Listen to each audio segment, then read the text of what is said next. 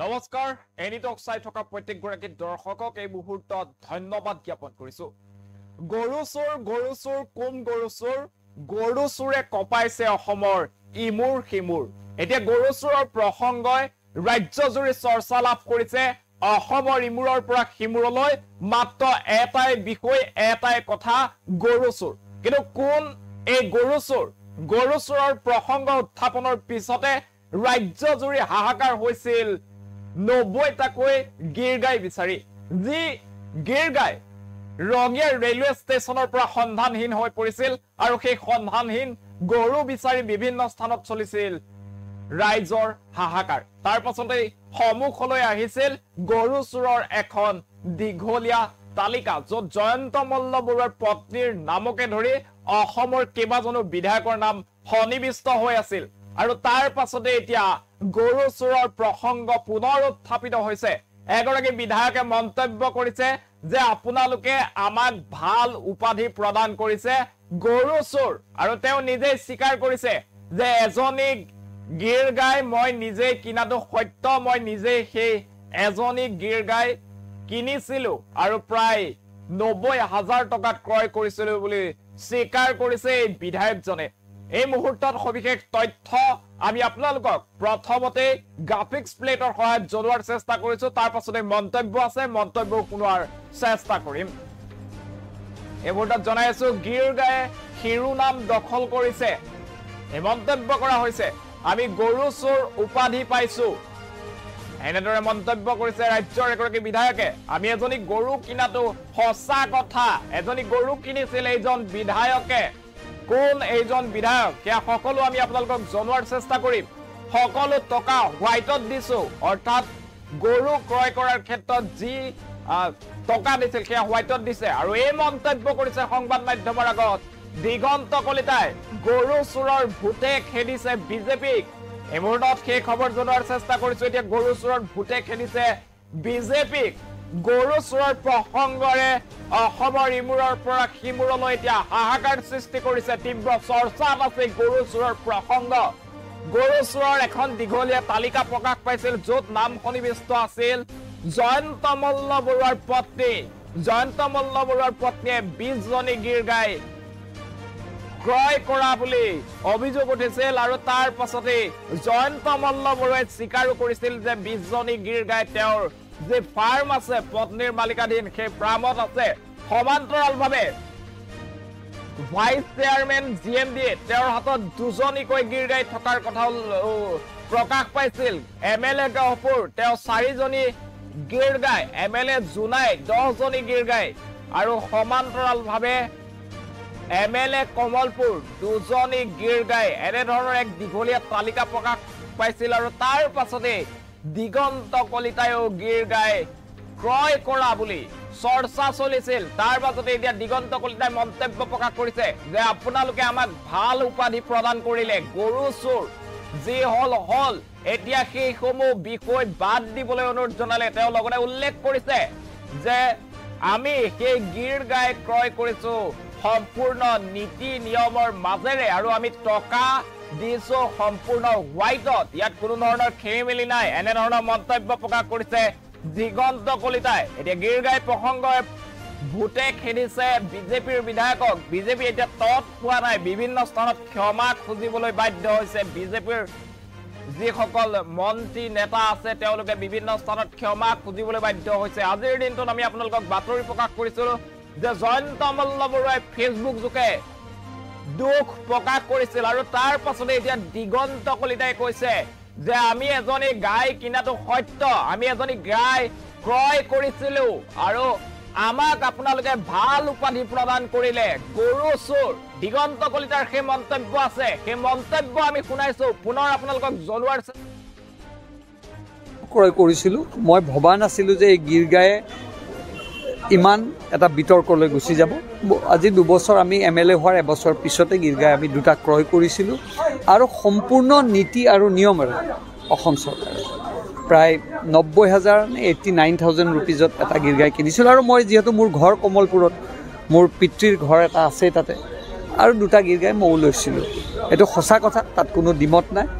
আৰু গিৰ গাই লোৱা বুলি সকলোৱে জানে যিকোনো প্ৰেক্ষাপটতে গীৰ্গাই কথা যিহেতু ওলাইছে আৰু পিছলৈ আমি গীৰ্গাইকেইটা ঘূৰাইও দিলোঁ কিবা এটা টেকনিকেল ডিফেক্টৰ কাৰণে গীৰ্গাইৰ গাখীৰ প্ৰডাকশ্যন নহ'ল কাৰণে কিন্তু এতিয়া দেখিছোঁ এই গীৰ্গায়ে বহুত একদম শিৰোনামা দখল কৰিছে গৰু চোৰ নামেৰে নামকৰণ পাইছোঁ যি নহওক আপোনালোকে উলিয়াইছে মই এটাই কথা কৈছোঁ যে এইটোলৈ আৰু বহুত বিতৰ্ক কৰিব নালাগে যদি আমি গীৰ্গাই আমি নিয়ম নীতিৰ মাজেৰে লৈছোঁ আৰু ইয়াত অকল বিধায়কে লোৱা নাই কিছু ব্যৱসায় কৰা মানুহ ল'ব পাৰিছে যিকোনো প্ৰেক্ষাপটত আপোনালোকে যিহেতু গীৰ্গাইৰ প্ৰসংগ ওলাইছে আৰু মই মুকলিকে কথাখিনি আপোনালোকৰ আগত প্ৰকাশ কৰিছোঁ কেতিয়া লৈছিল আপুনি গীৰ্গাই 2022ত লৈছিলোঁ 22 আগষ্টত আপুনি নিবিদা প্ৰকাশ কৰা হৈছিল নেকি নিবিদা অনুসৰি লৈছিল মই এইটোৱে জানো যে গীৰ্গাইটো আমাক নীতি নিয়মৰে দিছে কাৰণ আমি পইচাটো চৰকাৰক সেই যি আমাৰ চেয়াৰমেন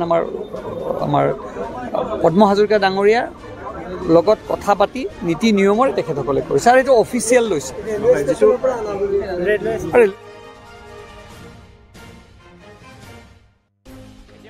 গৰু চোৰৰ ভোটে খেদিছে বিজেপিক গৰু চোৰৰ ভোটে খেদিছে বিজেপিৰ বিধায়কে এতিয়া তৎ পোৱা নাই ক্ষমা খুজি বিভিন্ন ঠাইত নিজে গায়ৰা মন্তব্য দি তৎ পোৱা নাই বিজেপিৰ বিধায়কে গৰু চোৰ কোন গৰু চোৰ এতিয়া গৰু চোৰ ওলাই পৰিছে অন্য এজন বিধায়কে এতিয়া নিজে স্বীকাৰ কৰিছে যে তেওঁ গৰু চোৰ কৰিছিল আৰু এইজন বিধায়ক হৈছে দিগন্ত কলিতাই নিজে স্বীকাৰ কৰিছে যে এজনী মই গৰু কিনাটো সঁচা কথা এজনী গীৰ্গাই মই ক্ৰয় কৰিছিলো এই মন্তব্য দিছে আৰু তাৰ পাছতে তেওঁ উল্লেখ কৰিছে যে আপোনালোকে আমাক ভাল উপাধি দিছে গৰু চোৰ আৰু গৰু চোৰৰ প্ৰসংগ বাদ দিবলৈ অনুৰোধ জনাইছে এইগৰাকী বিজেপি বিধায়কে এতিয়া বিজেপি বিধায়কক যেন কেমেৰা দেখিলে তেওঁলোক শংকিত হৈ পৰে যে সাংবাদিকৰ বুম আছে সেই সাংবাদিকৰ বুম দেখিলে তেওঁলোকে ভয় খাবলৈ আৰম্ভ কৰে কাৰণ গৰু চোৰৰ প্ৰসংগ উত্থাপিত হৈছে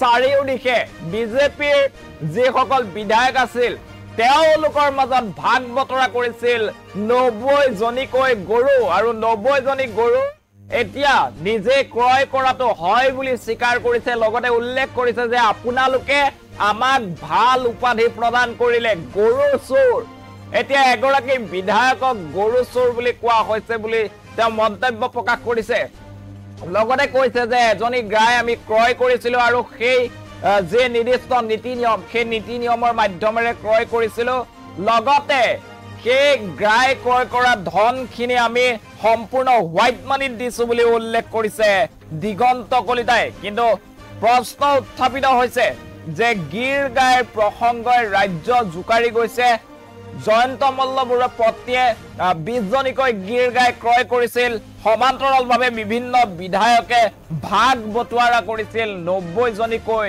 গীৰ্গাই এই দিগন্ত কলিতায়ও এজনী গীৰ্গাই ক্ৰয় কৰিছিল আৰু তাৰ পাছতে বিভিন্নজনে গৰু চোৰ বুলি তেওঁক সম্বোধন কৰিছিল বিভিন্ন সংবাদ মাধ্যমত সেই বাতৰি প্ৰচাৰ হৈছিল আৰু তাৰ পাছতে এতিয়া দিগন্ত কলিতাই কৈছে যে ৰাইজে সংবাদ মাধ্যমে আমাক ভাল উপাধি প্ৰদান কৰিছে গৰু চোৰ উপাধি প্ৰদান কৰিছে হয়তো আপোনালোকে বহু উপাধি আগতে দেখিছে বহুতো সন্মান সহকাৰে বহু উপাধি প্ৰদান কৰা দেখিছে পোন প্ৰথমবাৰৰ বাবে কেইবাগৰাকীও মন্ত্ৰী বিধায়কে পাইছে এক নতুন উপাধি আৰু সেয়া হৈছে গৰু চোৰৰ উপাধি পাইছে এই সকল বিধায়কে আৰু বিধায়কসকলে আসলতে গীৰ্গাই ক্ৰয় কৰিছিল বুলি উল্লেখ কৰিছে সম্পূৰ্ণ নীতি নিয়মৰ মাজেৰে সেই গৰু ক্ৰয় কৰিছিল কিন্তু গৰু চোৰৰ প্ৰসংগ এতিয়া উত্থাপিত হৈছে মন্ত্ৰীৰ পত্নীয়ে কেনেকৈ ৰাইজ সাহায্য লাভ কৰিছিল গৰু কিনাৰ বাবে সেয়াও বৰ্তমান ৰহস্যৰ আৱৰ্তত সমান্তৰালভাৱে যদিহে গৰু ক্ৰয় কৰিছিল নিবিদা ক'ত প্ৰকাশ হৈছিল কেনেদৰে ৰঙিয়া ষ্টেচনৰ পৰা সেই গাইসমূহ নাইকিয়া হৈছিল সেয়াও এক ডাঙৰ ৰহস্য যি গৰুখুটি প্ৰকল্পত 9 কোটি টকা ব্যয় কৰা হৈছিল সেই গৰুখুটি প্ৰকল্পত আপুনি চালে গম পাব যে 2 কোটি টকা এটা গুহালি নিৰ্মাণ কৰা হৈছিল কিন্তু 2 কোটি টকাত এটো কেনে ধৰণৰ গুহালি সেয়া ডাঙৰ প্ৰশ্ন কি ধৰণৰ বস্তু ব্যৱহাৰ কৰা হৈছিল সেই গুহালিত সেয়াও এক ডাঙৰ প্ৰশ্ন গুহালি হয়তো আপুনি বা মই আমি প্ৰত্যেকই দেখিছো সেই গুহালিৰ বাবদ কিমান টকা অধিক খৰচ হ'ব পাৰে সেয়া আপুনিও জানে ময়ো জানো কিন্তু 9 কোটি টকাৰ যে প্ৰকল্প আছিল তাৰ 2 কোটি টকা ব্যয় কৰা হৈছিল গুহালি নিৰ্মাণৰ বাবে কিন্তু 2 কোটি টকীয়া গুহালিত গাই গৰু ৰাখিব পৰা কোনো ব্যৱস্থা নাই সেয়েহে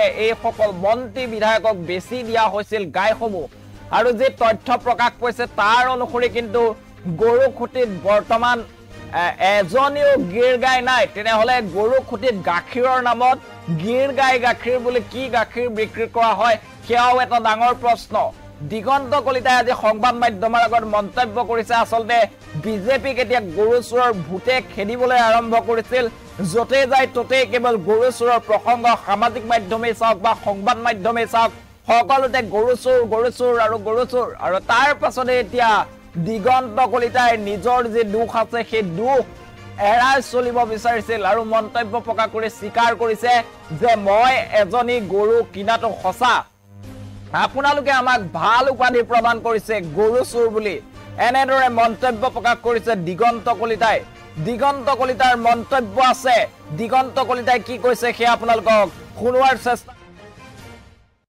ক্ৰয় কৰিছিলোঁ মই ভবা নাছিলোঁ যে এই গিৰ গায়ে ইমান এটা বিতৰ্কলৈ গুচি যাব আজি 2 বছৰ আমি MLA হোৱাৰ এবছৰ পিছতে গিৰ গাই আমি 2টা ক্ৰয় কৰিছিলোঁ আৰু সম্পূৰ্ণ নীতি আৰু নিয়মেৰে অসম চৰকাৰে প্ৰায় 90,000 নে 89,000 ৰুপিজত এটা গিৰ গাই কিনিছিলোঁ আৰু মই যিহেতু মোৰ ঘৰ কমলপুৰত মোৰ পিতৃৰ ঘৰ এটা আছে তাতে আৰু 2টা গিৰ গাই মই লৈছিলোঁ এইটো সঁচা কথা তাত কোনো দ্বিমত নাই আৰু গিৰ গাই লোৱা বুলি সকলোৱে জানে যিকোনো প্ৰেক্ষাপটতে গিৰ গাই কথা যেহেতু ওলাইছে আৰু পিছলৈ আমি গিৰ গাইকেইটা ঘূৰাইও দিলোঁ কিবা এটা টেকনিকেল ডিফেক্টৰ কাৰণে গিৰ গাইৰ গাখীৰ প্ৰডাকশ্যন নহ'ল কাৰণে কিন্তু এতিয়া দেখিছোঁ এই গিৰ গায়ে বহুত একদম শিৰোনামা দখল কৰিছে গৰু চোৰ নামেৰে নামকৰণ পাইছোঁ যি নহওক আপোনালোকে উলিয়াইছে মই এটাই কথা কৈছোঁ যে এইটোলৈ আৰু বহুত বিতৰ্ক কৰিব নালাগে যদি আমি গিৰ গাই আমি নিয়ম নীতিৰ মাজেৰে লৈছোঁ আৰু ইয়াত অকল বিধায়কে লোৱা নাই